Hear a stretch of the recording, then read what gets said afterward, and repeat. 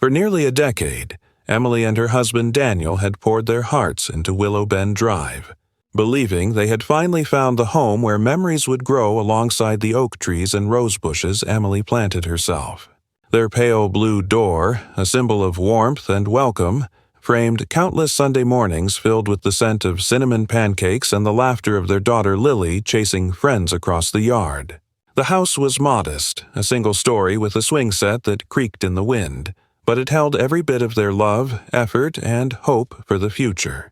That evening, as the shadows stretched across the living room, Emily knelt on the floor and picked up an official HOA notice that had been slipped under the door. Her fingers trembled slightly as she read the sharp, impersonal wording, a mix of shock and disbelief flooding her face. Behind her, Daniel stood stiffly, arms crossed, jaw tight, his concern mirrored in his tense posture as the front door swung slightly ajar, letting in the chill of a subtle, foreboding wind that seemed to foreshadow everything to come. Outside, Willow Bend Drive appeared idyllic in the afternoon sun. Manicured lawns stretching in perfect symmetry, white picket fences gleaming under the warm light, and children's laughter echoing faintly in the distance. Yet Emily's eyes scanned the quiet street with unease. The HOA signage at the gated entrance, once unnoticed, now seemed like a silent sentinel, a reminder that someone watched every corner, every flower bed, every fence line. Daniel stood beside her, arms folded, radiating both support and tension. Their neighbor, Mark Benson's SUV, glinted at the curb as he drove past, a silent, omnipresent force of authority that had never felt so heavy. A subtle unease hung in the air, as if the perfectly trimmed hedges and polished sidewalks hid a growing pressure that would soon turn their peaceful world upside down. The next morning brought a fleeting calm. Emily sat on the porch with a steaming cup of coffee, the sun casting golden light across her face, while Daniel knelt in the garden, trimming the roses and humming softly. Their smiles were quiet but genuine, a testament to a life filled with small joys and shared routines. Birds flitted through the oak branches, the wind chimes tinkling with the morning breeze, and the world felt right. Lily's laughter drifted from the neighbor's yard, and the subtle aroma of fresh earth and blooming flowers enveloped the home. Emily ran a hand along the railing, unaware of the growing storm, immersed in these ordinary moments that made the house a home. The neighborhood's calm charm belied the tension that was quietly creeping in, the early whispers of a system that demanded perfection over humanity, control over community. Then it began. Mark Benson appeared at their doorstep, a clipboard in hand, his stern eyes assessing every detail. Emily stood, arms raised instinctively as he read aloud a formal HOA citation. Daniel's jaw tightened, fists clenching at his sides, the quiet harmony of their home now pierced by authority and accusation. The letter listed vague violations, unauthorized decorations, improper landscaping modifications, potential structural inconsistencies. All trivial things that had existed for years without issue. Emily's heart sank as anger and disbelief mingled. The gnomes Lily loved, the small trellis Daniel built behind the porch, every little mark of their family's life now suddenly condemned. The living room felt smaller, the shadows longer, as the room's warm sunlight seemed to retreat from the tension, leaving only the cold weight of scrutiny and injustice pressing down. The next escalation came at the HOA board meeting. The community hall, polished and bright, felt suddenly suffocating as Emily stood, binder clutched tightly to her chest, her pulse racing. Daniel sat beside her, offering silent support, jaw tight, hands gripping his knees. At the head of the table, Mark leaned back, arms crossed, a smug, unreadable smile masking the growing unease beneath his polished exterior. Other residents watched, whispers brushing against the tension like static in the air, uncertain who to side with or how much to challenge. Every word Emily spoke, every question she raised, felt like navigating a minefield. Yet she refused to retreat, determination burning in her eyes despite the oppressive weight of the room.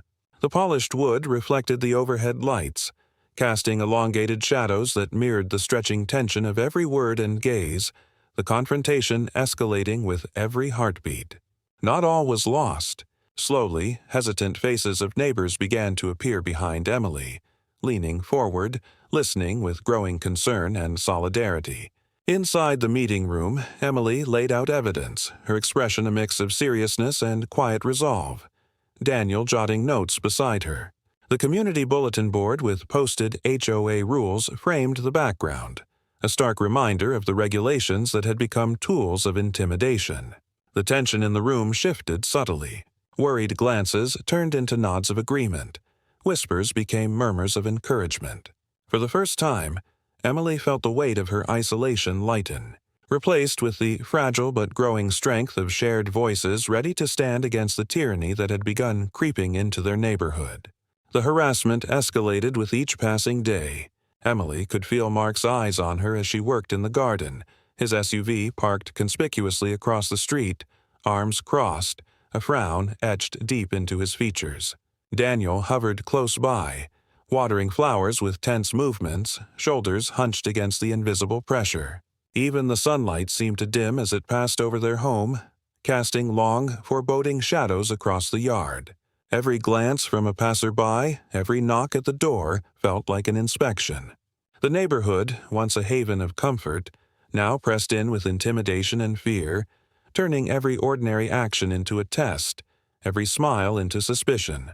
The climax approached at a packed community hall, every seat filled with neighbors, all eyes fixed on Emily as she stood tall, binder open, presenting her evidence with unwavering conviction. Daniel stood firmly beside her, a silent pillar of support. Mark Benson, once untouchable, now shifted uncomfortably at the head of the table, adjusting his tie, eyes darting as the weight of proof pressed down. Each photograph, each printed notice laid bare the pattern of harassment and abuse of power. The air in the hall crackled with tension, whispers of the crowd blending with Emily's steady voice. The room itself a theater of confrontation, anticipation, and the intoxicating thrill of justice finally confronting authority. Close up, Emily pointed to each piece of evidence, her eyes blazing with conviction, voice caught mid-sentence yet ringing with truth. Mark recoiled slightly, his composed facade cracking, surprise and uncertainty crossing his face. Daniel observed quietly, his silent support amplifying Emily's courage. Board members shifted uneasily, whispers growing, expressions caught between shock and dawning realization. The balance of power had tipped.